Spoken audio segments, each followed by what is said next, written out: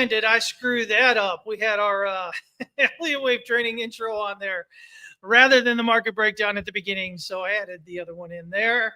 Welcome, everybody. It's just after 11 a.m. Central Standard Time here on Friday, the 12th of September, 2025. We got lots of stuff to talk about today, but I've got my friend Fibbo here. What's going on, Fibbo? What is happening, my man? Man, I screwed that up, man. I just, I've got all these intros. I was talking to you about this before the show. I've got all these intros for the, everything I do with TWC, the live trading, the Wyckoff training, the Elliott Wave training, all that stuff. And some of them look a little bit similar right there at the very beginning. And God, now I feel pressure to bring up an Elliott Wave chart. Yeah, see, now you need to. See, this is what it is, right? But anyway, how you doing, man? Oh, not too bad, not too bad. I mean, besides allergies, the Ohio Valley is just killing me this time of year. But other than that, I'm doing great. At least the view's nice, when you can see it through your cruddy, watery eyes with the allergies there. I can't see my charts. It looks like my screen's raining, but other than that, I'm good. There we go, y'all. So you can't hold him to anything he says this time around, all right? Oh man. So we've had a pretty crazy week. We've had some volatility. We had PPI come out there on Wednesday, which came in really soft, much lower than what expected, which is stark contrast to last month where it came out much higher than expected. And of course, they gave us a lot of volatility there Wednesday. And then Thursday, we had CPI, which came in line with expectations. But hey, y'all, listen, it's up, right? Inflation is still rising. Just because it came in at 3.1, I believe what it was for core, it's still up from the 2.7 that was, more recent here. So, it came in line, but guys, you have to understand inflation is still coming up there. And then, so here we are today, and I'll be honest with you. I tried trading a bit this morning. I think I got like about $600 on the S&P, on the MES, the micros Nice. futures there, and it just, man, should have probably jumped in the micros for the NASDAQ. They were the ones that seemed to move decently this morning, but I had a good SPY trade in my group. Got 47.5 points, so that was pretty good. Nice. Not just today though, right? You mean? No. It was a couple days ago, I think. I can't remember when it was. It was this week. Yeah. So I like that. Appreciate. I was talking about 1 minute time frames, and Fibbo was not talking about 1 minute. Oh no! I didn't get I didn't get 47 points in a minute time frame. There ain't no way. No, it was just my normal stuff that I do. It was just worked out really well. Well, I'll tell you, man. I'll show you the chart later. You'll see it. Yeah, there we go. Well, we got Bitcoin. Man, oh man, kind of doing its thing, right? So it finally broke out above that 113 kind of area. It's heading up.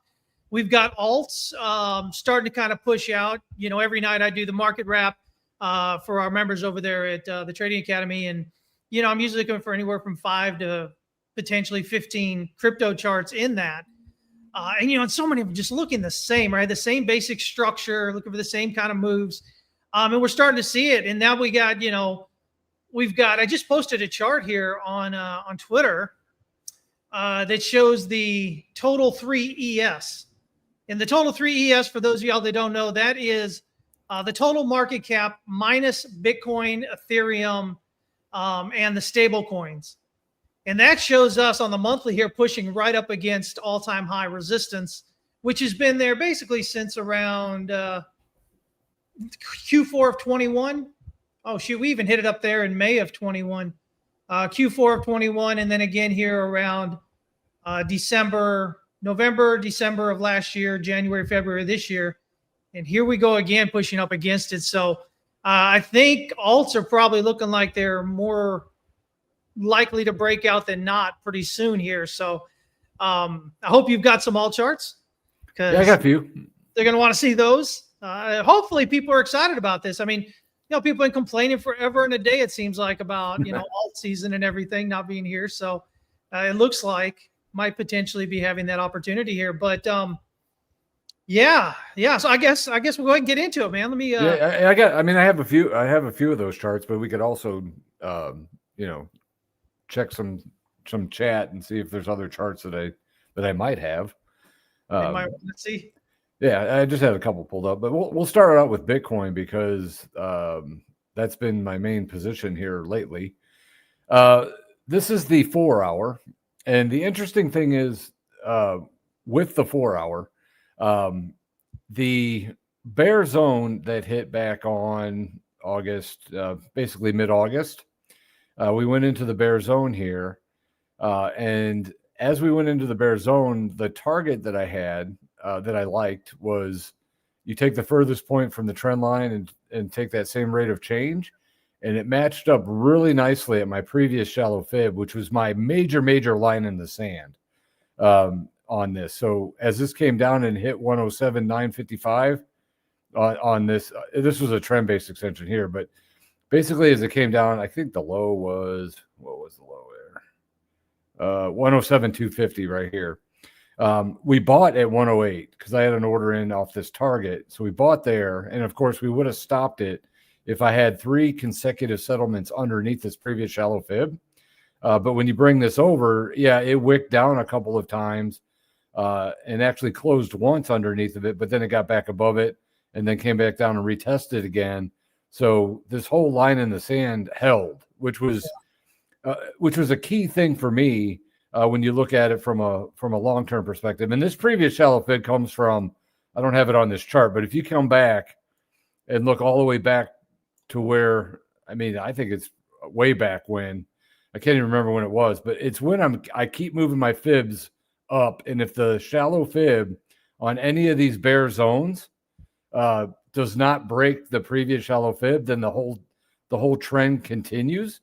And I keep moving that. I keep moving that level up.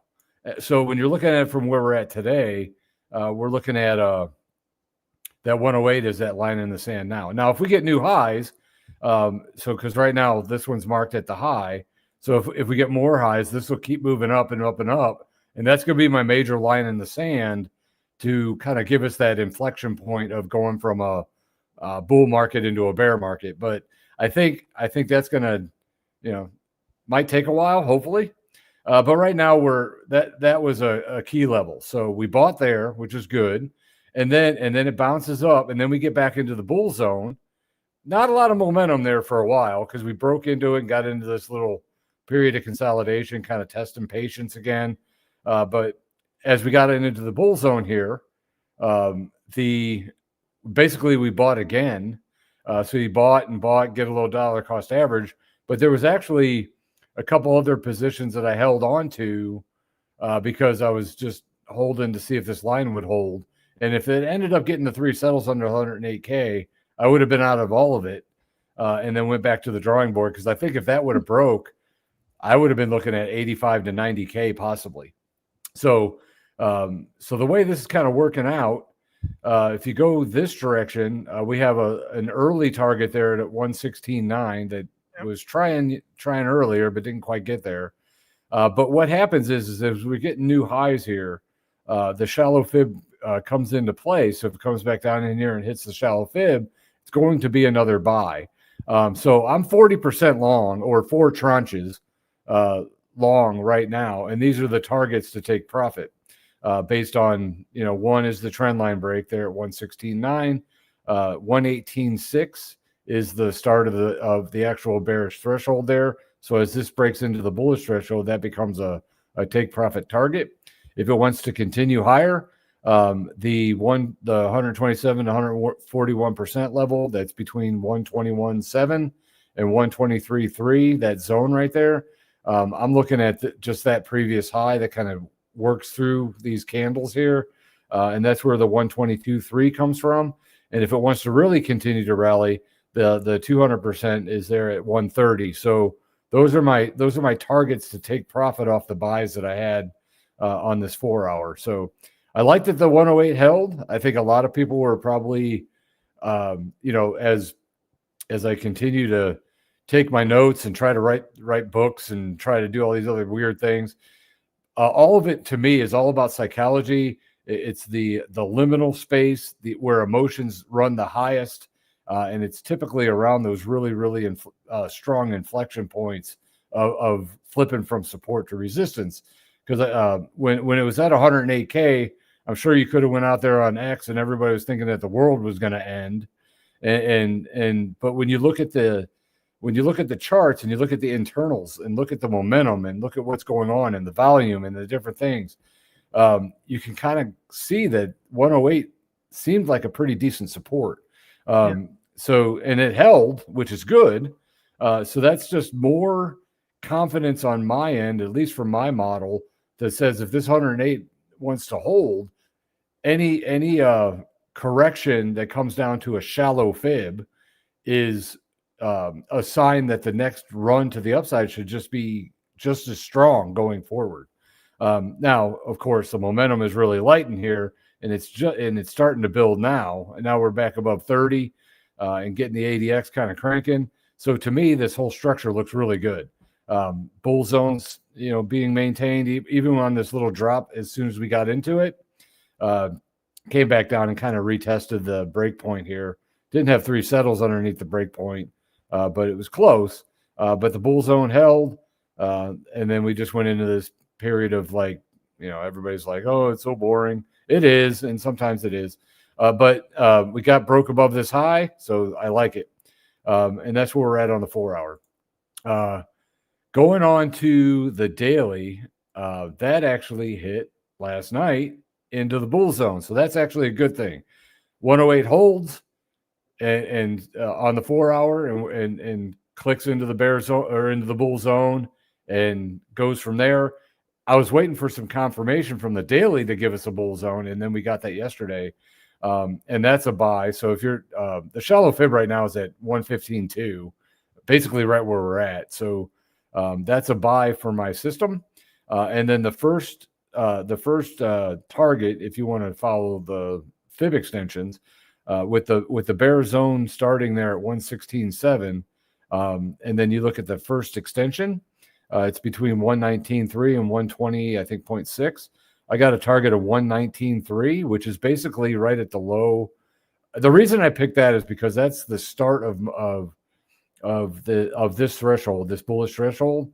I mean, it's the top of the candle, but I like the line right in here, which is the bottom. Really, you can do anywhere in this zone. So if you want to be a little bit more aggressive, you could actually move that target up to the top there at 120.7. But this is just for one tranche. So I have a lot of positions on the daily, because what I did is, even though it went into the bear zone and worked its way down, I used this right here as my major line in the sand. I kept all my daily positions on, even though it went into the bear zone, because I was just willing to take that risk right here.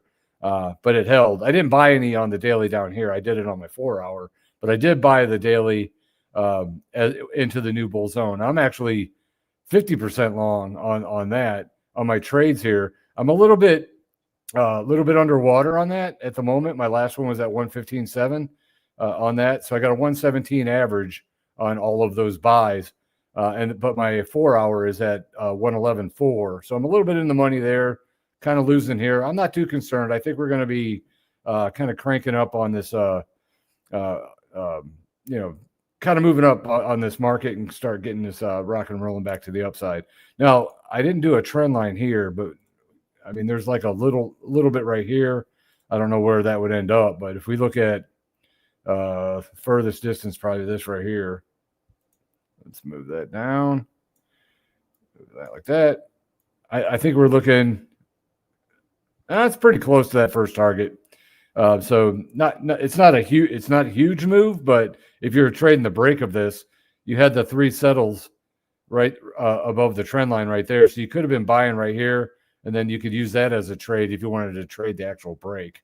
I waited until I'm a lot more conservative. I'm waiting for the actual flip into the bull zone. It gives me a little more confidence that the trend might be gaining a little bit more strength. And we're starting to see it here. ADX is still under 20, but give it a day over day. I can see us possibly getting some more buying interest in this going forward and starting to get rock and rolling there. So I like that the daily hit. I wanted to show a couple other things on BTC. A couple of things I was looking at on the weekly. Has maintained the bull zone the entire time. Definitely tested the trend line here a couple of times as the bull zone was trying to go back into the bear zone. But a couple of things. One is the break of the high here at 109,358. We broke that to the upside, and the first extension there is 118 to 123. I always look at that as the take profit level, or the area of that first line of defense to kind of halt it and bring it back. And that's exactly what happened. We hit this area in here, and then we sold back off. But we also held this as support as it came back down and tested right here. So for me, this holding and going back up and the daily getting back into the bull zone gives me a little bit more confidence that this is going to break out. And then the 200% at 144.2 comes into play. So I like that, how that's working. Because, the support zone held back here, and then we had the target of 122, which fell right inside that zone, took profit, came back down, bought around 108 on the 4 hour, looking good. Using the weekly as a guide, not so much that I trade it, but I'm just using it as a guide. So everything's looking really good. Bull zone still in play. ADX is still above 20. It's actually above 25. I like how that's looking with the last 2 week green candles. Not that it's running out of here, but I do like the structure. So I was looking at that, and then I looked at the 3-day just for some kicks and giggles here. This is very interesting stair stepping for me. You get up to this First of all, you got the high here down to the low, and you got the 61.8% level that hit exactly on this wick. It came back down, and then it broke out, and then it came back down and retested that exact area right there. And then it went up, and then it broke out to another high, and then it came back down and it almost touched it exact, but it came back down and did this kind of stair step up, down, and then it broke out and then hit it again. I kind of like the way this is looking for a couple of reasons. As I said before, I always like that 127 to 141. So if you actually, let me pull up a little rectangle pattern here. If you bring this over, and you look at the bottom here, this 183.5, if you look closely, there was never 3 consecutive settlements underneath this. So that's where that support actually held, and that's where that 122 came into play. But that comes in handy, because when you look at if you take the fibs off these high, if you take the high to the low here, put the magnet there, you get, this one went right through it, but you had the 80 to 84 here, and then the target was 98.6. Yeah, I traded above it and got a little bit higher, but if you were trading this break and got back up to this 200%, it went pretty nicely, and then before it started to come back down. But the reason I wanted to bring that up is this line of defense in here came up, came back down, and this 85.77 never had 3 settles under it. So just like this holding here to this target, this held here for this target. The target hit before that, but it went back up to that area again, and then went up and hit another line. So you take this same kind of scenario, and you go from this high down to the low. Man, that magnet gets me every time. Yeah. You get up to the 118 to 123 and has hit, and has come back down, and so far has hit this level, just like this level hit here. So that brings that 144 into play. So I like that these extensions are working really nicely of a good support and resistance area. And we're getting that again with resistance and with support holding. I think this should break out on the next test. And that's where that 144 comes into play. So the fibs are working really well all the way back from our 15K buy. And if you, I think I showed this on the Crown Show when I was on there the other day, but when you start looking at this and you start, looking at the 38.2% level holding, it wicked down a couple of times. If you keep pulling it up, it hit the 38.2 and hit another high right here, hit the 38.2, and you keep moving up. Now this one didn't hit. I got pretty close, but then you start getting into this one, the 38.2% level hit right here on this wick. You keep moving it up. You get up to this point, the 38.2% level held here. So you keep moving it up. And this 38.2% levels at 82. And that's where that came into play. If that 108 on the 4 hour, and with the daily being in the bear zone at the time, if it would have broke that 108 with 3 settles underneath of it, that would be that first red flag that we could be retracing all the way back down to a new 38.2% level. Didn't happen, and it held supports, and everything's looking pretty decent on the bullish structure. So I just wanted to kind of show that as a just something for a little fun with fibs. You know what I mean? Have fun with fibs. Hey, you need a show called Fun with Fibs. That's what you need, man. But can you imagine crypto Twitter had it actually gone down to 84? Hell, if it had actually gotten broken 100.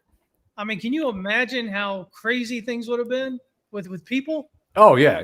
No, it would be terrible. Everybody would think, because I actually have it to where this trend line on the weekly, I have the bear zone on the weekly at 94. So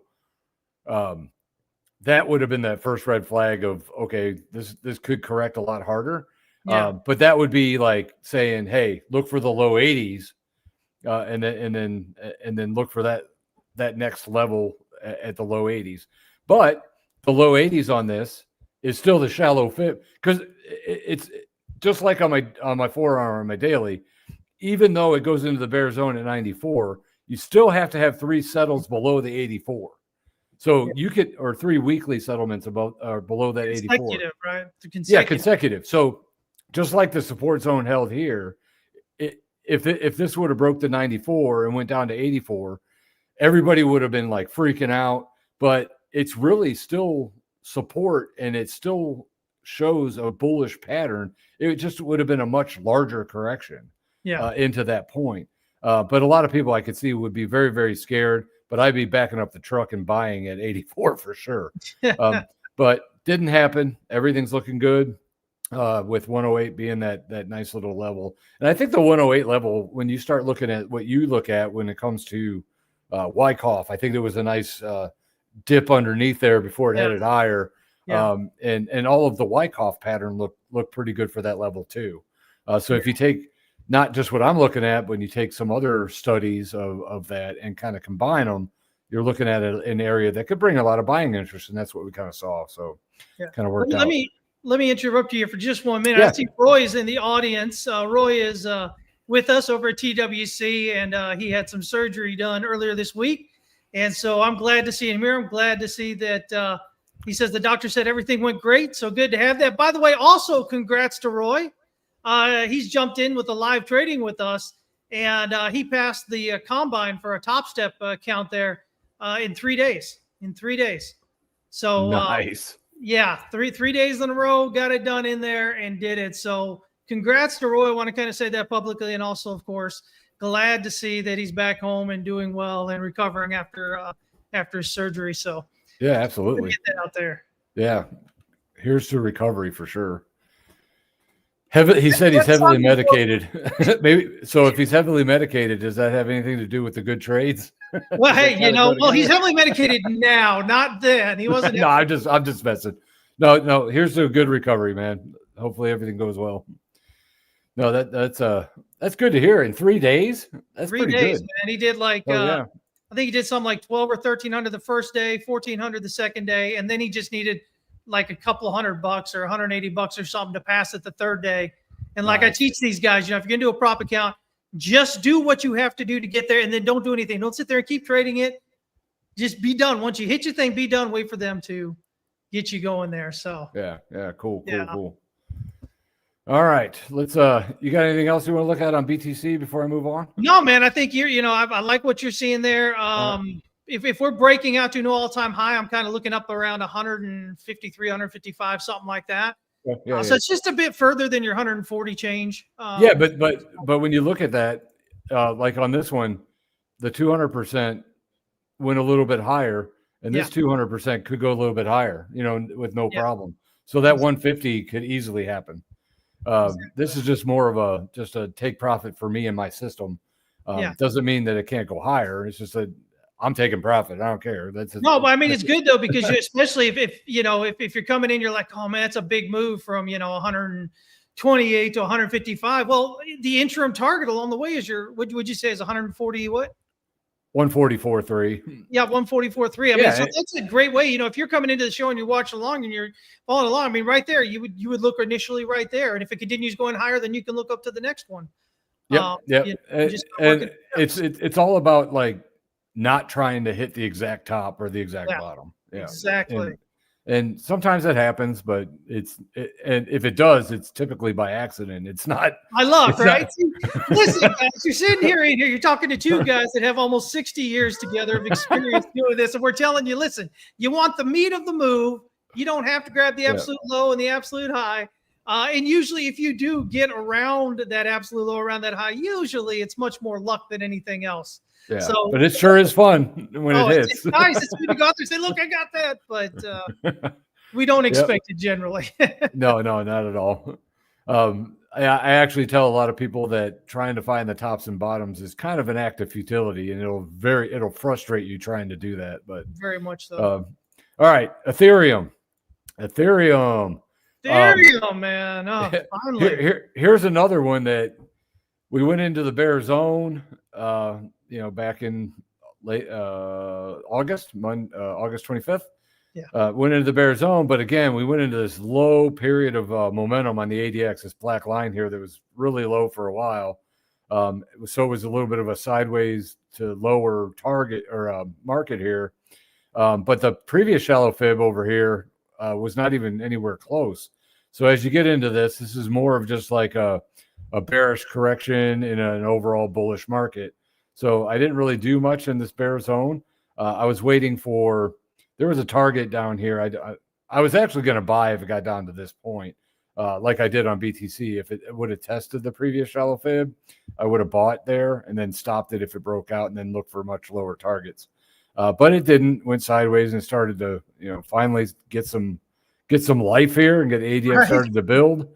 And then it finally went into the bull zone and then we got bought. So I think I got bought at 45.21 was mine.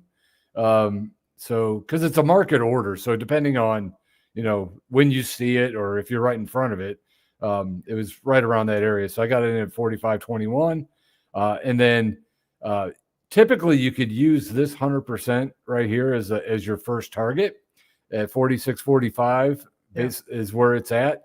I didn't have any other positions on. If I would have bought down in here in the bear zone, I probably would have used this as a target. But given that I just got in and my Ethereum bucket is not huge, so it's not it's not hard to take a little bit of risk there. So I'm actually going to wait for the extension. And I got basically, if you put a little bit of a trend line there, this is kind of where the trend line broke. And it's right in the middle, pretty much the middle of this zone. So my buy at 45.21, a little bit in the money so far. My take profit is going to be at 47.97 inside that zone. So looking pretty good. Bull zone's in play, and actually I can move the fids up just a little bit. I made a little bit of a newer high there. So the shallow fib's in play. So if it comes back down to that point, 44.84 right now, that'd be a buy on the dip.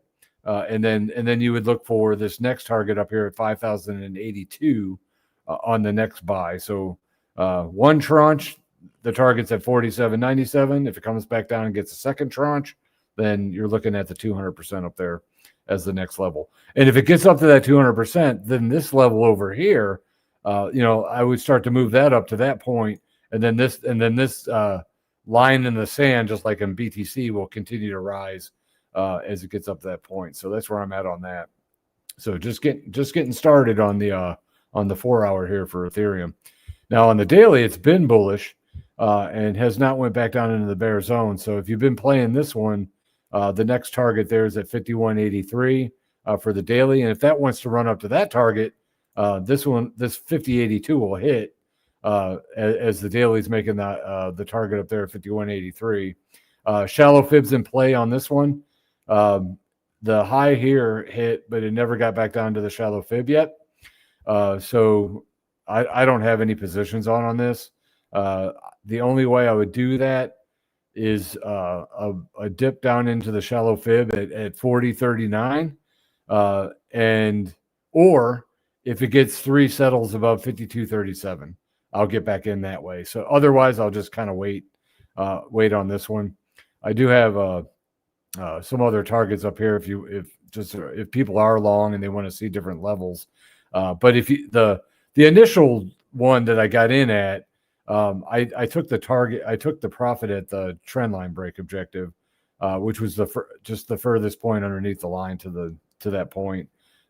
So other than that, I haven't been back in it. I've been trying to get back into that, but oh well, that's what the 4 hours for. now I got exposure.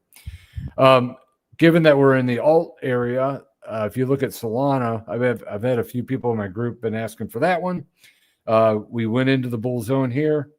Again, it was one of those deals where since you got in at this point, the first level was 218.70, which you could have taken profit right here, which it would have hit. But it was one of those deals like if you did do that, you would have been right back in right here as it went down to the shallow fib at 202.2. And then the next target would be up here inside the zone, which I have at 260. And it's starting to work its way up to that point. So if you bought in on this bull zone, the target there is at 260. And you would have been buying in at pretty much where the 61.8% level is in at the moment at 201.55 is where the buy would be in at.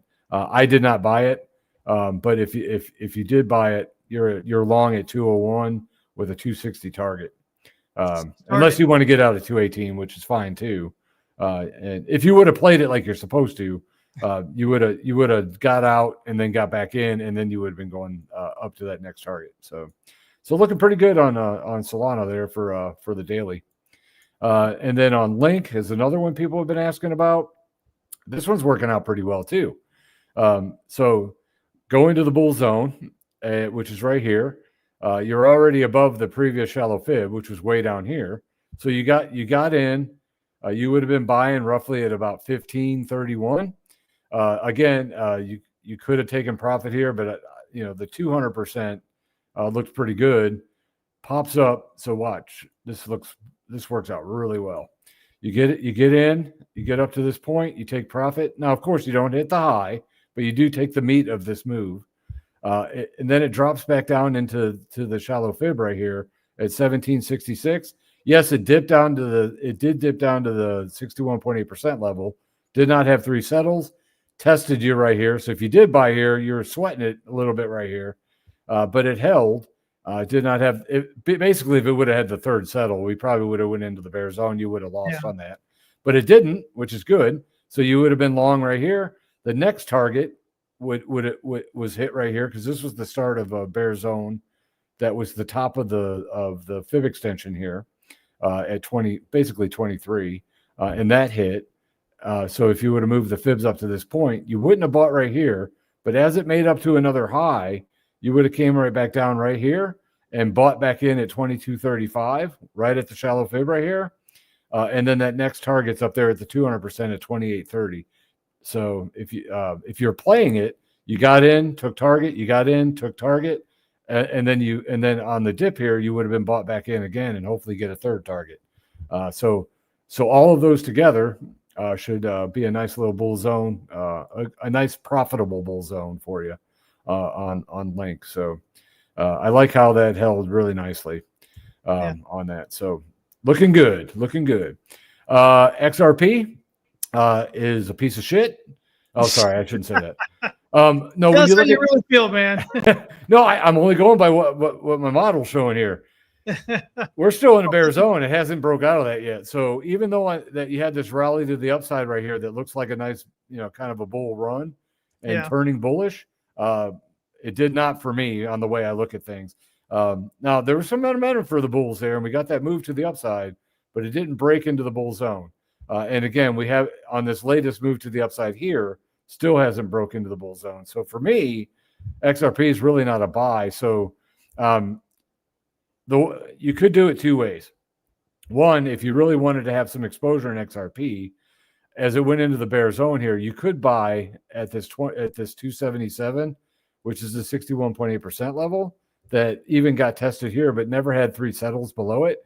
So you could buy while in the bear zone, and hold that position and wait for the bull zone and then add to that position.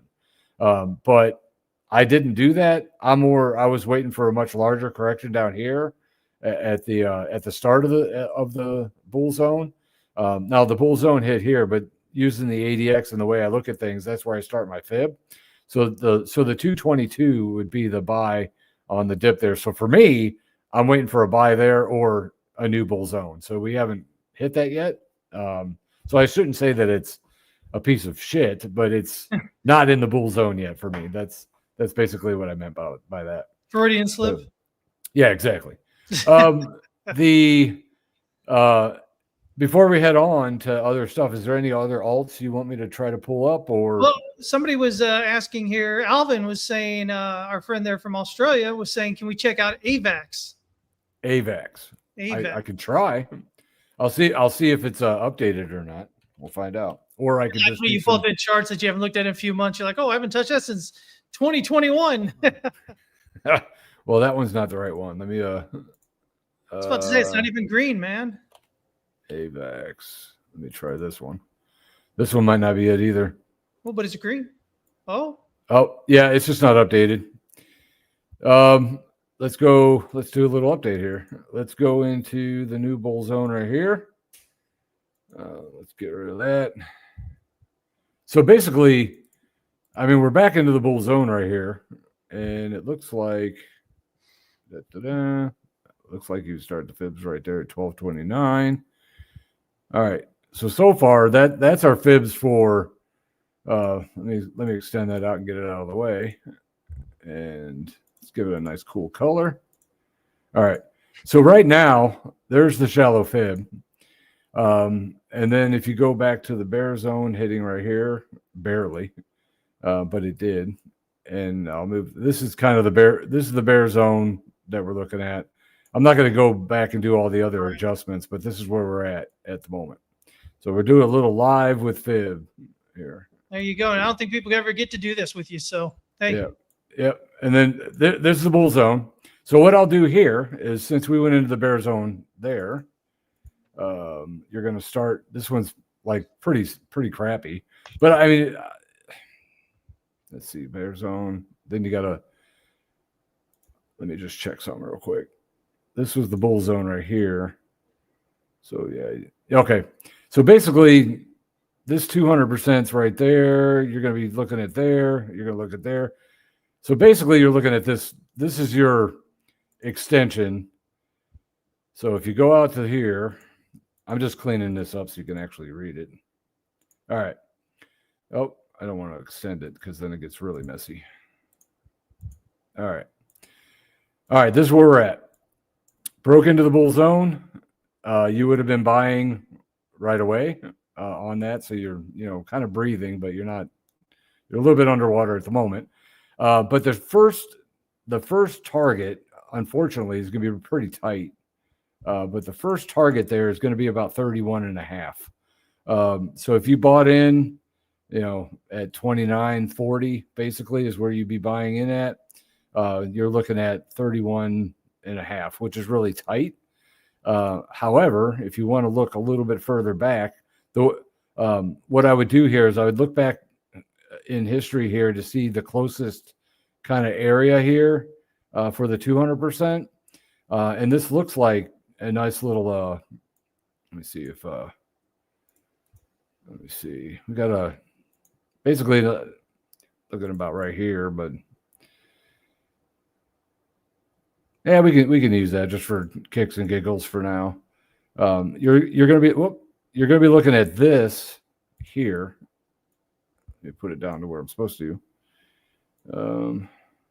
Right there, which is pretty close. It's not exact, but I'd have to go into some other time frames to find out exactly where that would be. But this will give you a good ballpark. And then this high right in here be a nice mark. So if you want to look at it here, you're looking at about 38. And then 49 would be the next target. So what you're going to want to do here is that first buy, you could either take a quick target right here at 31.5. And if that happens and we get up to that point, and just say that, for purposes here, 12 2873 would be the shallow fib. So if it gets up there, comes back down, then that would be the next target, and you would just kind of keep rising it up here into the next one. If it gets up to that target, shallow fib would be there. So if you get up to there, come and kind of stair step it. But unfortunately, the bull zone on this one got a little bit of momentum going too, so that's pretty good. Even though we've went down, the bull zone is still looking pretty decent. The first target's a little tight, but other than that, it's still looking pretty decent on that. Now, I wouldn't back the truck up or anything like that, but that's where the target's going to be. So, not the prettiest in the world, but that's how I would attack it. No, it looks good, man. I like it. I like where the targets are coming up. You know, if we always teach people, you know, look left, and I like where those targets are aligning there on the left side. So yeah. It's that's how I kind of do it. If it gets up to my 200% and I take profit, I want to go back to where, because you're kind of looking for those order blocks where a lot of actions happen and breakouts and trend line breaks and all that kind of stuff, to where it would get, where you kind of want to get a start of the fib for that, and they'll give you the extension that typically finds a nice little range, and you typically have like a nice little high or low that could fit really nicely inside the zone to look for. Now, of course, you could do anywhere inside the zone. So if you want to be conservative about it, you can just sell at the bottom of that range at 36.8 and just do that instead. Yeah. It's really all about that whole zone as the take profit. It's just of where you want to place your limit order, or if you're sitting in front of it and it gets into the range, you could just sell it anytime you want. Yeah, exactly. if you're watching it. So that's AVAX. Anything else, or I can go on to gold? Looks like that was the only one that was asked about there. So yeah, jump on in gold, man. All right, cool. I know you've been making with gold, man. Yeah, it's gold, Jerry. All right. Little Seinfeld reference. All right. Where are we with gold? Definitely the bull zone. It's been going for a long time. Hit inside the zone for profit. Came back down into this point. Now, what I did was I took profit a while back, and I never got back in for a couple of reasons. One, it hit up at this point. The target was right here at 35.87, which hit, and then of course it went up a little higher, came back down and tested, but then it held this support without having 3 settles below it, which was nice. I didn't buy here because my shallow fib's down here, and that's where I would have been buying. And then it kept going higher, and of course this didn't hit, and then we went up to this point. But what I was waiting for was either a buy on the shallow fib down here, which didn't happen, of course, but this zone here is what I was looking for. So once it got above this zone and had the 3 settles right here, that third settle is where I actually bought. So I bought right in here. Now, of course, it dipped down here and it's tested the bottom of this zone, but holding this zone right here is what I want to see. So this is a key support at this point, and the bull zone's holding. So even though I bought here and it went down to this point, I was just kind of taking that risk. But we're even though I got in, we're just underwater at the moment. But my next target is not until the 200%. So I'm in this for a little while. But here's what I did. With this being such a big overbought kind of move, right? You get into this third settle. I only bought half of what I normally do. And then as it dips back down into the support, I could have bought more, but I was just waiting for a much, much larger correction. And I would have bought the other half on the move to the shallow fib at 35.85. If that happened, but it didn't. So I'm only long a half a tranche basically, which is fine because it's futures and you still got the good leverage on it. Yeah. So I am long there and a little bit underwater, but with the target being all the way up here at 38.27, it's one of those deals where I might get out a little earlier than that. Or it just depends on how things are looking. But another way to do it, and it's really not threshold theory, but if you take the high here, and if it wants to break into a new high, we can kind of do that deal we were looking at on BTC getting into that zone. So this 37.32 to 37.41 range could be that first kind of line of defense that I might want to take profit a little earlier than instead of waiting. And then if the market gets up to that point, let me get that out of there. But if it gets up to that, if you move the fibs up to that area right in there, then the shallow fib gets moved up. And then I can take profit and then look for a much larger move to the downside. That kind of thing is what I'm looking at. But the main thing that I like about it is, even though we had a little bit of a correction back down to the downside, the bullish structure is still looking pretty good. And I really wanted to have some exposure in this still, even though we've kind of rocketed up going that way. But we have a nice trend line going here.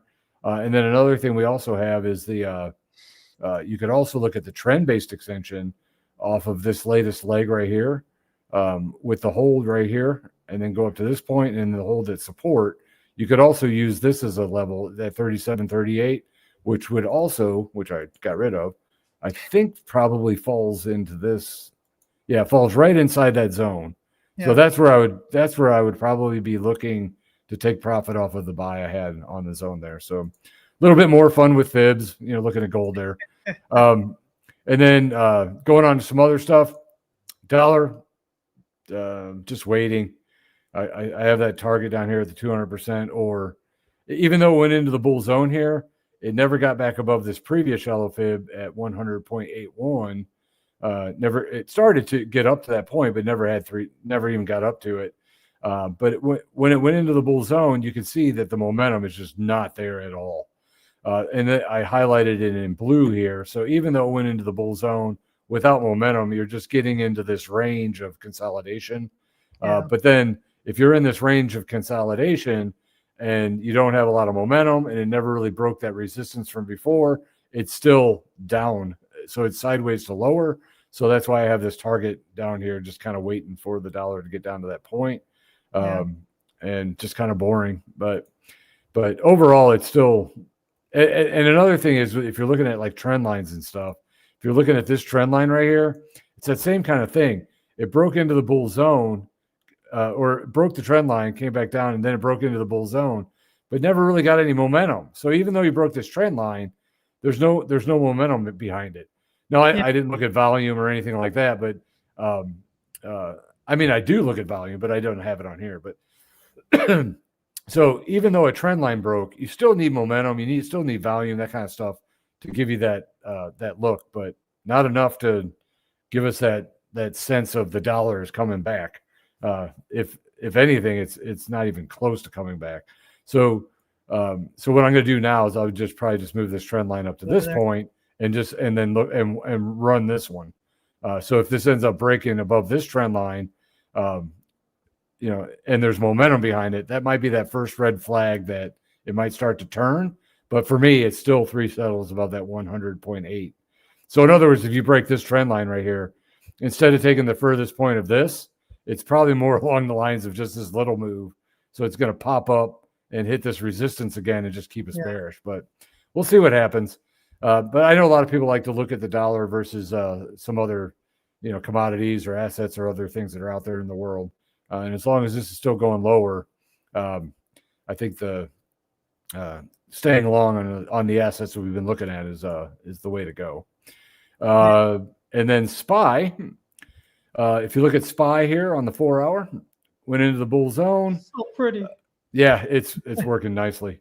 It actually dipped down here a little bit, but this big red candle got me a little nervous.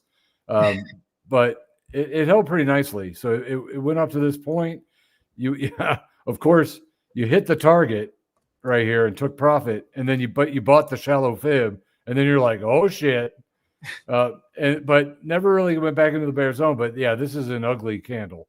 But so you're breathing and breathing and breathing, or trying to breathe during this whole time period. And then you finally get back above it. And then you start moving the fibs. And then you get up to this point where you got up to a new high, which brings the shallow fib back into play, which was a nice little buy right here. And then we're working our way up. And then I took profit already. This is that 47 points that I was talking about. Yeah. I went ahead and waited because my next target is not until all the way up here. And I'm like, nah, I can't pass that up. So I went ahead and took profit already. So I'm not in SPY anymore because I took that profit there. So I'm going to wait for the shallow fib back here. Now, I haven't looked for another way of getting back in because another way of getting back in would be the 3 settles above the 141, which would be right up in here, basically where I've been getting out. So I really don't have a spot for that.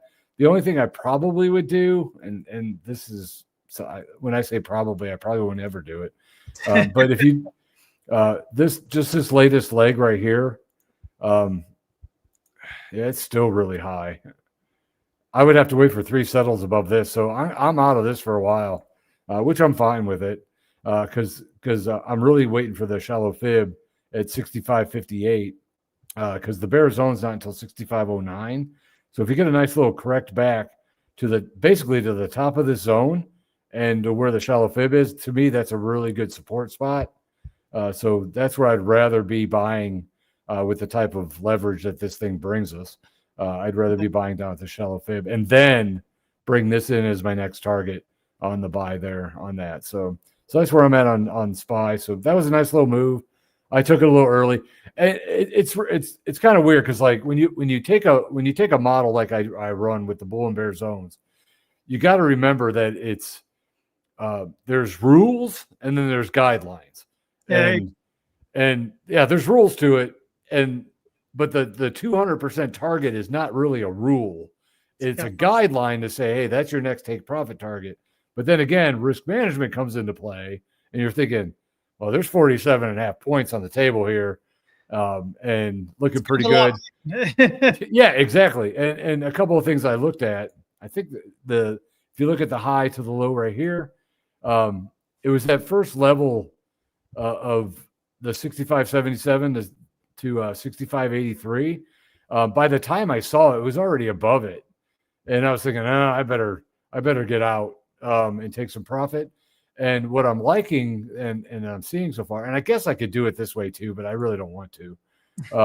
If you do this area right in here, this is your new support. So as you break up above this and it comes back down, you can see the wick came down right to the bottom here. Yeah. So you could have bought there. I didn't. But I mean, it's good. I'm liking that the support in the zone is working because you broke to a new high right here. So you could actually look at this as a target point too at 66.08. So I could have waited for that, but I didn't. It was too spicy to not take. So, but again, a little bit more fun with fibs. I like how things are coming up, and I like the support. So with the support holding here, I wouldn't be surprised to see much more upside with this. With momentum that's kind of behind it here on a 4-hour basis. I wouldn't be surprised for it to get back up to 66.08 or even all the way up to 66.39. It would not surprise me if I saw that over the, into next week, into Monday and Tuesday next week. But we'll see. But for me, I'll be a little bit more conservative. I'm going to wait for the shallow fib here at 65.58 if it wants to correct back. But we'll see how it happens. See how it goes. That's what I got, man. Well, so some of the things I've been talking about, the Dow, we tend to just talk about the S&P and then, the NASDAQ because, it's a lot of, big mega cap tech stocks that are kind of driving everything for the long time now. But the Dow, it just broke 46,000 for the first time ever. And, back when we had that drop during COVID, at that point, and we got started getting that bounce there, I said, well, it's, at around 20 or 23,000. I started talking about, listen, we probably won't have to, even really start thinking about a recession until Dow hits at least 50,000.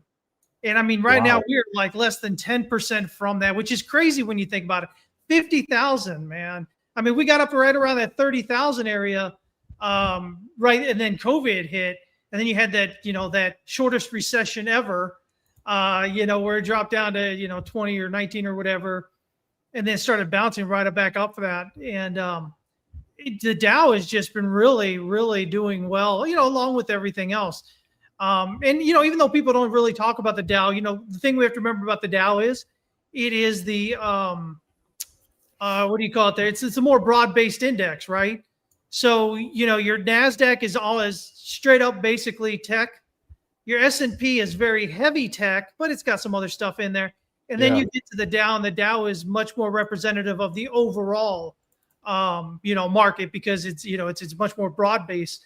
So I still like looking at the Dow and watching the Dow, how it's going, when everything else is still going up, because, if it's still going up, then hey, that means other parts of the economy or the market are still going up as well. Yep. But no, I'm with you. I don't trade this, but I'm just kind of messing around as you're talking. Yeah. I wanted to see where this trend line break would take us. Yeah, it takes us up about 51. Nice. Yeah, so the trend line break is looking good there. But the one thing I wanted to look at was the extension. So 47 to 48 here is where that first, since you went into the bull zone here, that would be like that first area that you'd want to be like looking for profit, that kind of thing. Yeah. But I don't trade this, so I was just kind of filling it in as you were talking. But I like that. And if it gets up to this point, this area in here becomes support, and then that 200% at 53 comes into play. So yeah. And then you got basically, I guess you could look at. Nah, that's not any good. This is normally I would look at it like this off the break of that trend line, and then you look at this is kind of the range in here. So as soon as if this breaks above this upper trend line here, then you got this little bit of a move right in here. It's not perfect, but you know what I mean. It'll take you up to the top of this range. So basically, if I was looking at if I was trading this in the bull zone, my first target would be up there about 48.5, and then a little bit of a dip, and then a crank back above 50. There you go. Big blow off top, right? 100,000. Here we come. Seth says, I remember when the Dow dipped to 6,000 during the GFC. I remember when the Dow was around 1,000 points back there around before the the dot-com bubble back then. So it's really crazy to think, man. We're looking at 50,000 on the Dow. It's absolutely insane. Look at that. It's just been a crazy continued run here. Was that 92, that low down there? 1992 area? That one right there? The right here? No, go back over to your left. To your left. To your left. To your left. To your left. 92? Where's 92 at? Does it say 72? Maybe it says no. Oh, it says 19. Oh man, see, I'm old, man. I was looking way there after the this great. This is 1974 on this low right here at 600. I'm old, man. I'm getting there. My eyes. I can't see them little numbers anymore. I was actually looking all the way down there at the, I guess, at the end of the Great Depression, was around 32 or something, I guess. Oh man. Here, let's just for kicks and giggles, I want to see what this does. Look at that. If you start at the low here, 61.8% level held. If you go up to the next high, 38.2% level held. Go up to this one up here, the 38.2% level held. Go up to this one, 38.2% level held. Nice. Yeah. I mean, not that I would. I mean, we're talking like just decades and decades. But this is a good example that everything like this is fractal in nature, right? So even though you're looking at like mega decades, the 38.2% level works perfectly on this. Boom, boom, boom, boom, boom, boom. Because humans will always be humans.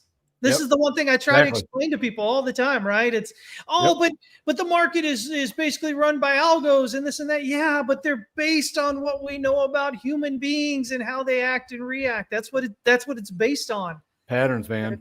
That's why I always go back to the 3 tenets of technical analysis. And that third one is that history tends to repeat itself. And the reason that it does is because it's human nature of fear and greed that creates patterns. Yeah, exactly. Exactly. Let me pull up a chart here real quick. I've got see, I was talking about this earlier. Let me see here. Got to get that one off there. Get this one on there. There we go. Actually, let me. Somebody asked about Tesla, so I'm gonna pull it up here in a minute. But the total 3 here is the one. Look at this. This is what I was talking about earlier, where we've got all this kind of this monthly candles here. We hit back over the here. volume's doing good too. Yeah, look at this right here, right here, right here. But then look at the volume here. So last month we had this big pump of volume, and it ended up a doji. It kept support at the yearly pivot, hit that resistance, still closed above. And here we are. We're not even quite halfway through the month yet, and we've almost got the same volume. And here we go pushing at that resistance. So, I mean, I think we're going to get this breakout coming up here. Again, this is the what do you call it? Total 3 ES, which is the total market cap excluding Bitcoin, Ethereum, and stable coins. And I mean, it looks like it wants to go. I mean, we've got room on the RSI and stochastic RSI. They're both bullish above neutral, and we've got room left on them for the price to kind of push out there and continue up. And so, again, I ask people, are you positioned in alts? I talk about this daily in our market wraps for our students where, we look at so many different alts. And a lot of them looking the same out there and just, prepping and ready to go. So, I mean, obviously, we needed to follow through and do it, but I think the setup is looking really good there. And where's your target on that? Oh, I didn't even have a target. I was just noticing we have this breakout here. Normally what I do, just a real quick target would be, well, we've got this pullback here. And so pattern target based on the high of that pullback, the 1618, 1.53 trillion on that. And right now we're sitting there at 851 billion, 851.5 billion. So, that's a heck of a move back up. It's basically double. It's almost 200%, obviously, because it's the 1618 there. But yeah, I mean, just that alone gives it. Now I could go higher than that and, may even get a little bit lower than that. But generally speaking, I'll just take the height of that pullback. And then I'll just look at that, I'll take the retracement tool and I'll just not the extension tool, the retracement tool. I'll set the 1618 on it and I'll just look for that target as the initial kind of pattern target there. But the other thing I do in case people don't know is I make sure that the chart's on log all the time. And then when I'm doing, whether it's the fib extension or the fib retracement, I know Fibo doesn't do this, but I do this. I'll make sure that I'm on a log chart and that I've got this fib levels based on log scale checked. And, so when I'm using the way I use it, it works out pretty well with that there. So, because if you get in and you put this on here and you don't have that log scale checked on there, your 1618 is actually going to be down there at around 1.28 versus with it checked, it's at 1.53. So that's what I usually do there. And real quick here, somebody's asking about Tesla. Tesla's this chart I posted. I started talking about people should be interested in it down here around 300, 305. We're up to 391.72 now. Based on the height of this pattern, the same thing. We've got the 407.29 target, which we're almost there. It is possible this is a 1, 2, 3, 4, 5, like a leading diagonal here. And so if we continue going up through that 1618, let me see here. It's possible we could be looking for 5 waves up around 488 just prior to the all-time high there, which would make sense because usually when you're doing Elliott wave and you've completed a pullback, you'll have 5 waves up to that previous swing high area, pull back, and then you get the breakout. So you get your 1, 2, 3 as a triangle, or 3, 4 as a triangle, and then you can get this 5 waves up there. So I like the look on that. I like the targets on that. I'm feeling good about it. So yeah, that's where I'm at on that.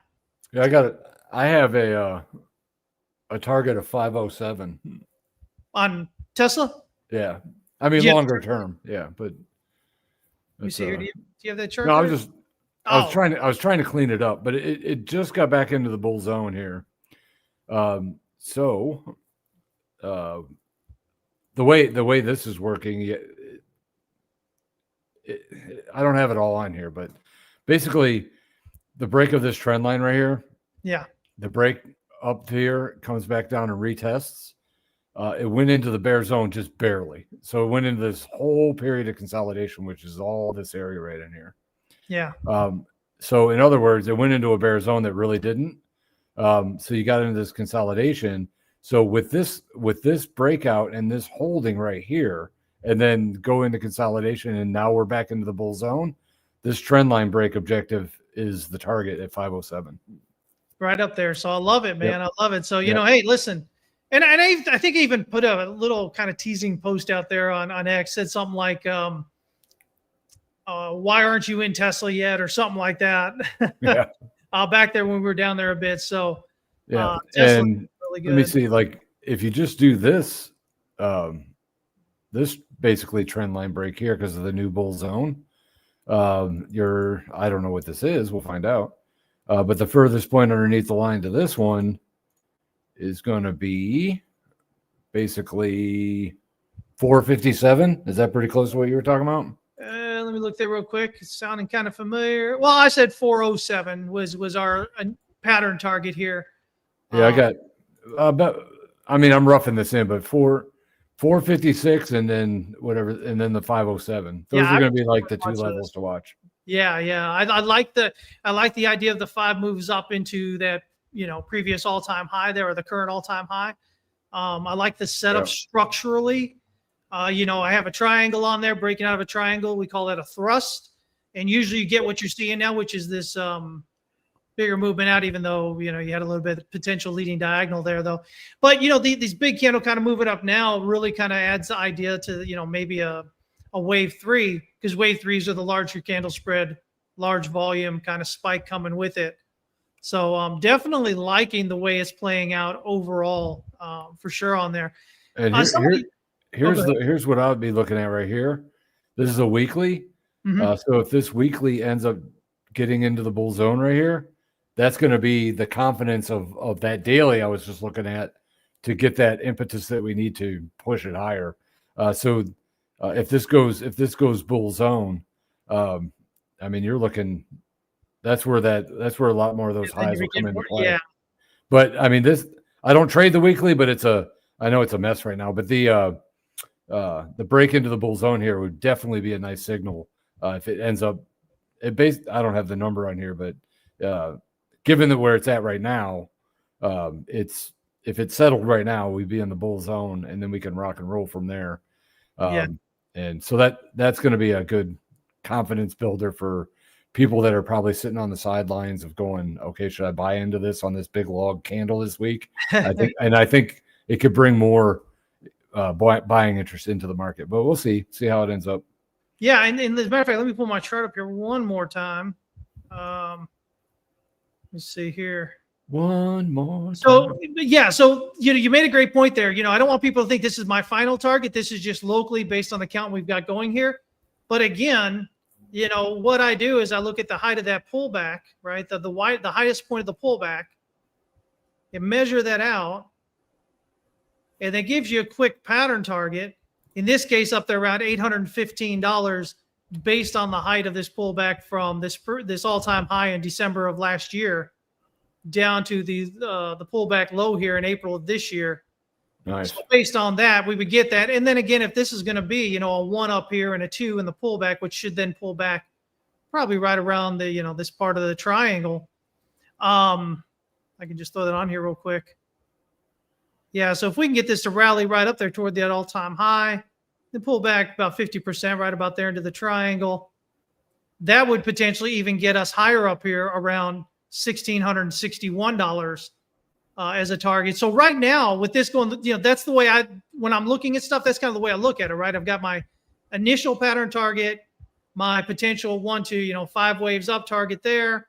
And then I have my pattern target based on the height of the overall pullback.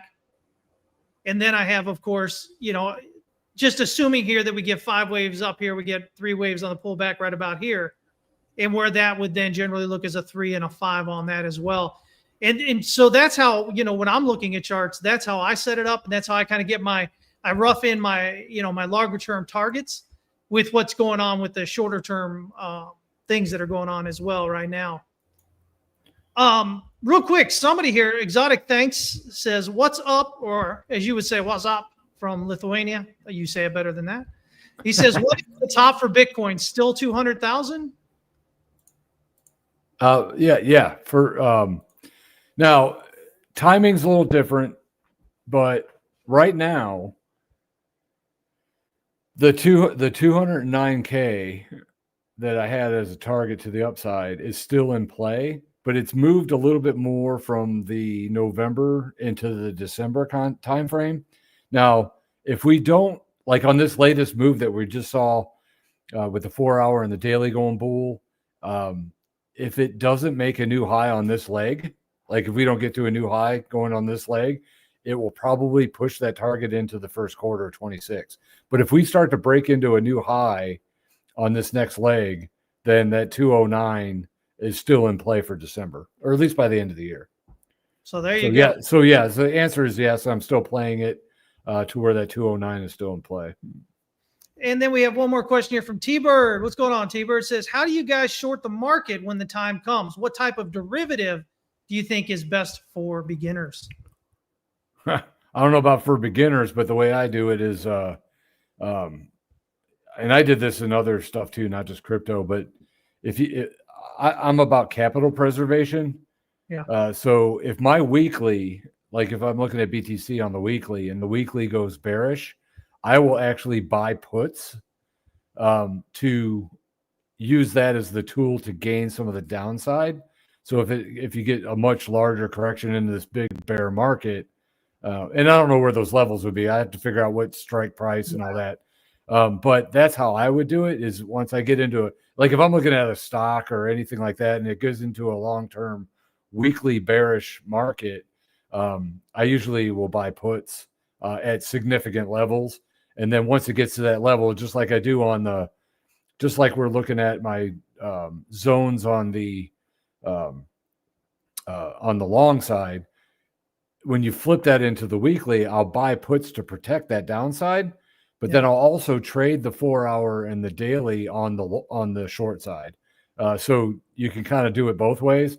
But for me, it's more along the lines of buying puts. And then once it hits the levels that I want based on my threshold theory, I will get out of the puts and then take that money to offset the losses that I've been taking on holding the asset. That's how I do it. I don't necessarily think that's for beginners. Because you got to really understand options and how they work and all that kind of stuff. But that's how I do it. Capital preservation for me. Yeah, no, I like that. I love it. Same idea with the options as well. Just find those significant levels. And if we're breaking it, buying those puts, same idea. And what's good about that is when you buy puts, the cost that you're using to buy that put is your only risk. Yeah. So if you still have your asset and it starts to go down and it says, psych, we were just kidding, and then it starts taking off again, yeah, you're going to take a loss on those puts. But when you start rallying back up to the next one, yeah, it'll take you a little longer to get back that loss you took, but all those assets should be gaining over time going the other direction. So it might hurt right there at the beginning if it gives you a little psych. But if not, then it's good, because if it does drop out of bed, at least you're covering yourself on the downside. Yeah, exactly. It takes a lot more management, unfortunately. Yeah. But when it comes to overall markets, what I generally don't tend to short stocks. I usually don't do a whole lot of that, as margin requirements and whatnot. Crypto makes it a bit easier, kind of like, currencies, FX. So I can you can set up and do it with that pretty easily, even though you still have to pay funding rates and all that. Yeah. Good point. Good point. But what I do usually focus on is futures. So I do a lot of my general trading, especially in the stock market, in futures, because you don't have to worry. It started when I was younger, before I had any real capital in there, right? You had to worry about the pattern day trader rule and all this other stuff. You don't have to worry about all that. You don't have to worry about all these other little things. Futures have a bit of leverage in them. Futures are extremely liquid, right? S&P futures are the most liquid market in the world. And so, when you take all that into consideration, trading futures is really kind of like the way to go. I know people want to trade stocks and whatever. And you can do that and you can make some money on that. And that's great and all. But especially if you're looking like day trading or something like that, I think you really do yourself a disservice if you're not using futures. And so once you do that and you get used to that, well, then whether the market's going up or whether it's going down, whether it's going to Valhalla, or whether it's going to the depths of hell, your every day is the same thing, right? You're just trading what's going on with the market, whether it's up or down. And I bring that up because, especially, as inexperienced traders, we'll spend a lot of time emotionally trying to long everything. It's hard to get bearish, right? Or maybe you're on the other side. It's really easy to be bearish, but it's a lot more difficult to be bullish correctly, right? But if you get used to trading futures, then every day is, okay, I'm going to trade what the day says, right? And so even if you're in the midst of some hellish, multi-year correction, big bear market, you're still going to find times day in and day out where you can long and where you can short along it. And what I found is that kind of over time, that helps really eliminate a lot of the difficulty you might have trading one way or the other. So, if you're not trading futures, and by the way, I think CME is coming up with more ways to trade Bitcoin futures. I think I saw something about that. So whether it's crypto or, the stock market or whatever, even currencies, you can trade futures on currencies. The good thing about that is it really does kind of help, defeat that or shave down that difficulty you might have trading the other way. It's, something that's worked for me through all the years. I would never say, don't do the 2X and the 3X, downside, upside, products they have out there. There's those managed things that don't kill you on fees. And you mean the double and triple leverage ETF? Yeah. Don't ever get into those. Those are the quickest way you can lose money. Stop listening to people say they make money all the time with them. The fees alone will kill you. If you're in a position where you're not making a swift move in the direction that you need to be profitable, whichever you take in a double or triple, bullish or bearish. Yeah. And you got to watch out on those things too, because those things are daily settled. Yes. So a lot of people think, well, if it just goes rallying, nope, it's daily settled. Yeah. So you're paying for the privilege of that. You're paying all those management fees because they have to redo the thing every day. Those things are nasty, dude. Those things are nasty. It's the draw of quick money, right? Oh yeah, for sure. But they are nasty. But the other thing I was saying was you brought up a good point, because I mentioned stocks, but I don't short stocks either. I come from the commodity world. Yeah. So to me, commodity futures and options has been my life. So that's why when it goes into a bear thing, that's why buying puts makes sense when you look at it from the future side of things, especially in commodities. It started out in cattle and grains and all that, and now energy. It all works the same. It's just, but when it comes to stocks, I don't typically get involved in shorting stocks. It's just too much of a headache.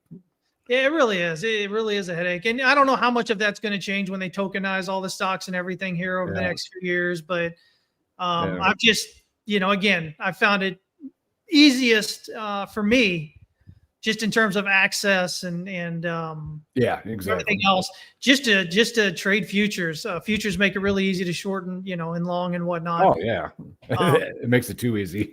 Yeah, exactly. And and I think a lot of that for me also comes from me. I spent a lot of time in FX world, right?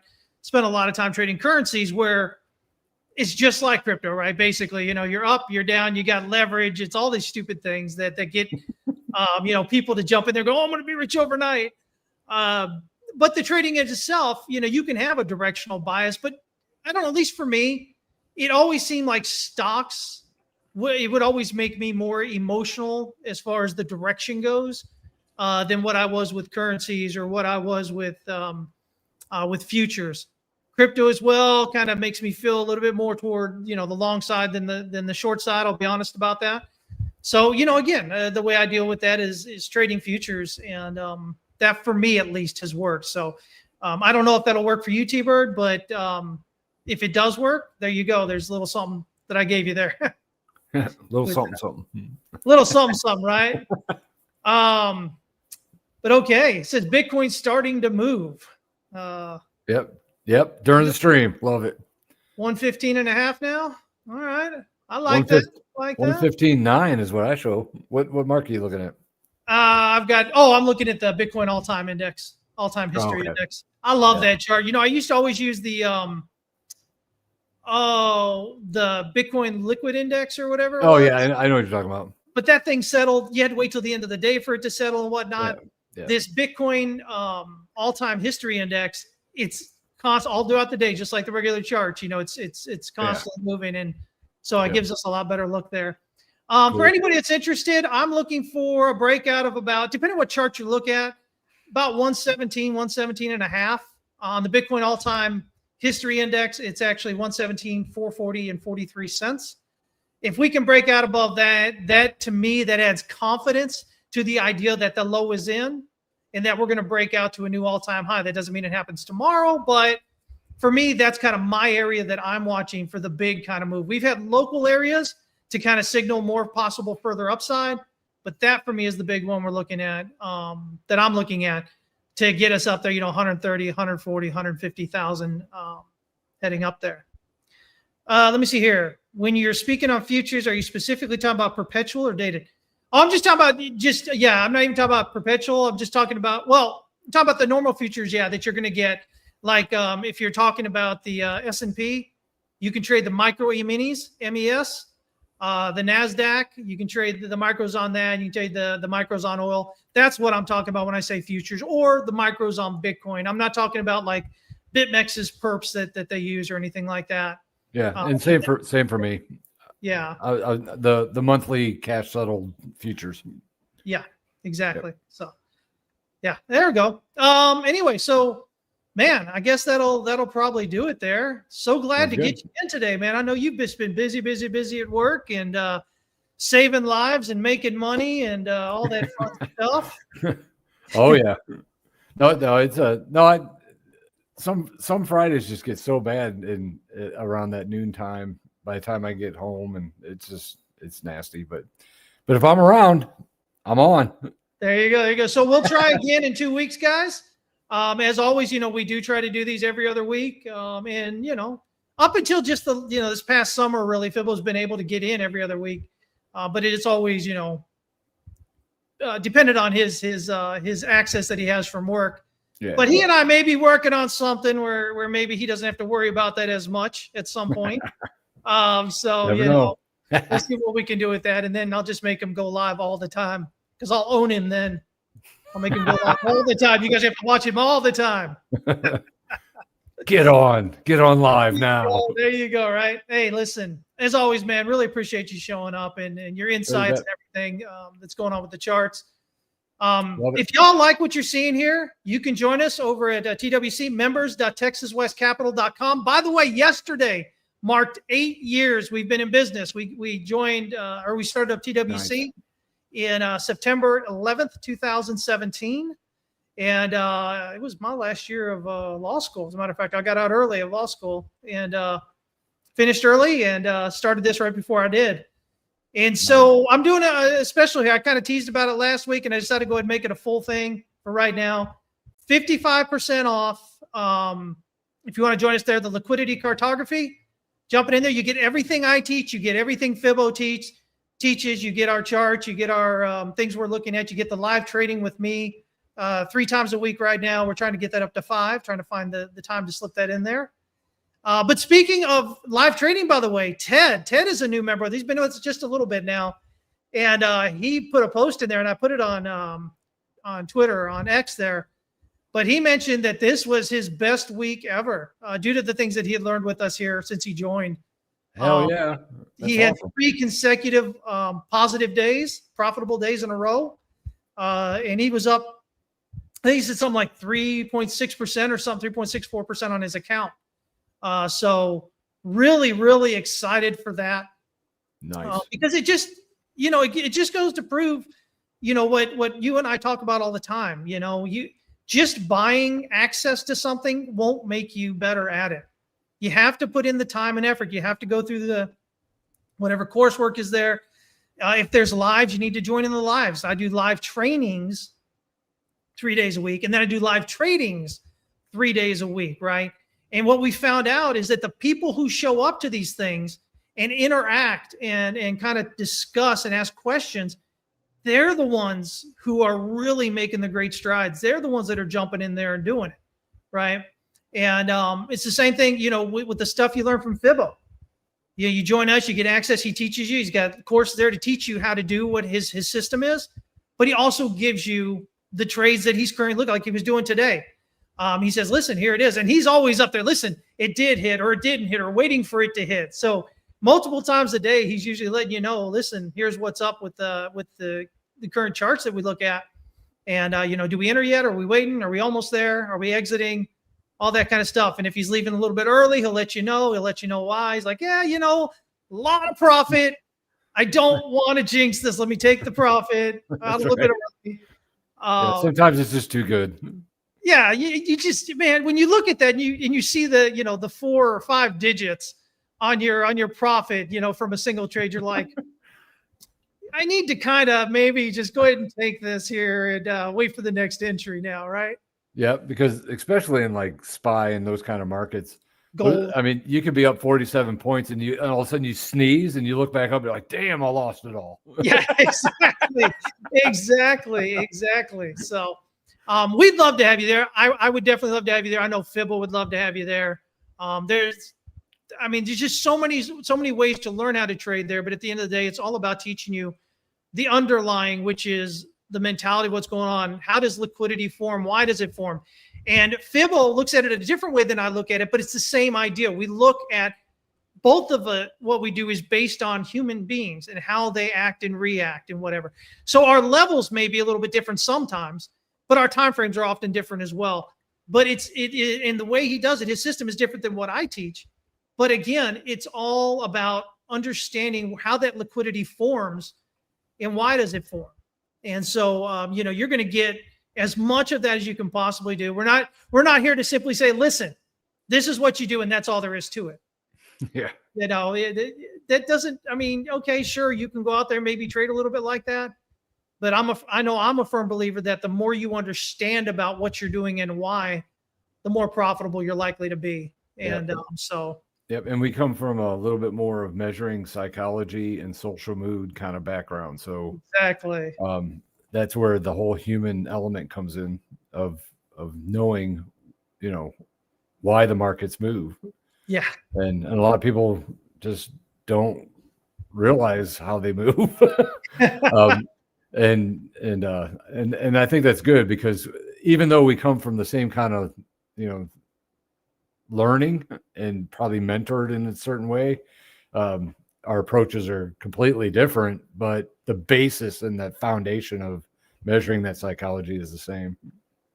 Yeah, exactly. I've actually been at a MES trade along during this show, and I managed to scrape up like a whole 3 points. It did a whole bunch of overlapping 3 point. I just now closed it out. I do with 30 contracts though, so that's $150 a point. So actually I did more than 3. Actually, I got close to 900.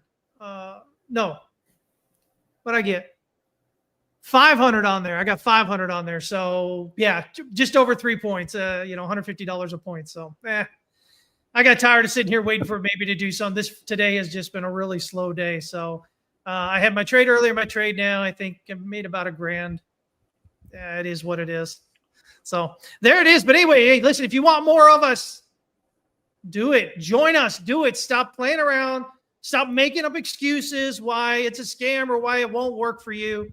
We've got some of our students in here right now that'll tell you either way that they both work and it's both great. And you're going to learn so much more. But I think, honestly, the people we have in our groups are really what makes it worth it. Oh, absolutely. Just really, we've got fantastic people, a core group of people with both our groups that show up constantly. And if you get in Flynn with them, that, and I got guys that are making they're taking what I'm doing and they're making it better. And I got a couple guys that are working on the RSI indicator to make it more automated, and they're loving it. And I love it. And I learn from them because I am super old school. I'm telling you right now, I am not, I think it's cool that with all the, the Pine scripts and all that, but I mean, not he's doing it, huh? I nothing wrong with it at all. I think it's cool. And I want to advance and do those kind of things. But to me, when I manually go in and do things, I feel more in the chart and I feel like I can get a better grasp of what's going on in the market at that time. And because if I don't go to do that and I just let the algorithm do it, I feel like I'm missing things. Yeah. But it's just me. It's just the way you get stuck in your ways, man. Yeah. I mean, when you do something that works, right? Again, yeah. You have been doing this almost together, like almost 60 years here, right? This is my 31st year here trading, and you figure out something that works, and then you just stick with it. There's no reason to go crazy with all the other stuff. I mean, yep. It's time consuming, but I like it. If I didn't like it, then I would just go algorithms and just forget about it. But I like it. So even though it's time consuming and some people are going, I can't believe he freaking does that. But it's plus I don't have a watch list of 50 different things either. Yeah. So if I narrow that down and I do things manually on 5 or 6 things, then I can do what I like to do and not get too fancy about it. Yeah, Brian here in the audience said that Helene draws her charts on graph paper. Yeah, she still does that. I've seen those posts there on X. Those were the days. Really old school. That's almost like Peter Brandt old school. Yeah, that's old school. But I can't say that's too crazy because I remember back in the day when I was trading cattle, I was reading books on point and figure charts, and I literally did draw point and figure charts on paper. I still think today it's the easiest way to do it. The technology, the tech is, usually time-based versus, when you're doing point and figure, which, point and figure should be movement-based. And so, by the way, if you're using real quick, before we go, I know we're kind of going on here a bit, guys. I'm good. Hopefully you're enjoying. But on TradingView, if you use point and figure on TradingView, understand it is not strictly point and figure, even though it says point and figure, because it's still time-based. And point and figure is actually about the movement. How far does it move? The size of the box. And does it close on that? Not does it close on that by a certain time? So just kind of a heads up if you're using that.